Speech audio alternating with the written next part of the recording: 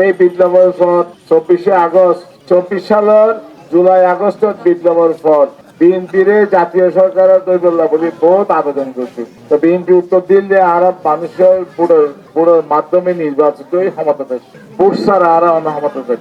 তো এই মানুষের বুড়োর অধিকার হলো আর দীর্ঘদিন লড়াই সংগ্রাম করছে। একবার 9 বছর এরশাদের বিরুদ্ধে লড়াই করছি, আর একবার হাসিনার বিরুদ্ধে 15 বছর লড়াই করছি বেগম খালেদা জিয়ার নেতৃত্বে।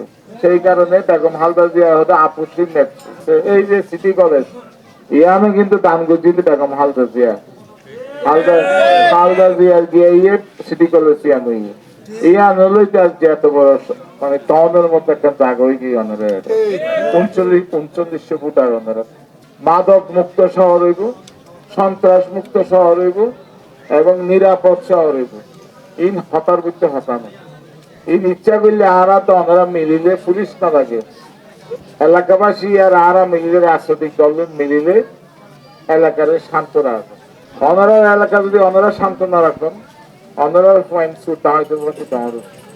তুমি সমাজের শক্তিশালী করা করিব, সর্দার মাত্রে সমিতিরে মানা করিব, সমাজবদ্ধ জীব।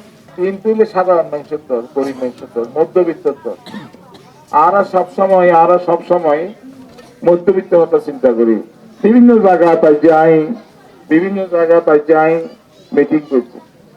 সাধারণ মানুষ, লঙ্গি খুঁজছে মানুষ, খেতে যাওয়া মানুষ, মা বৈনকল গরিব মানুষ রাস্তা পাই গিয়ে ওরা আরে বিএনপির ভালোবাসে দিয়ে লাগছে আইয়ের মিছিল করে মিটিং করে বিভিন্ন পেইনা ফজরত হইছে।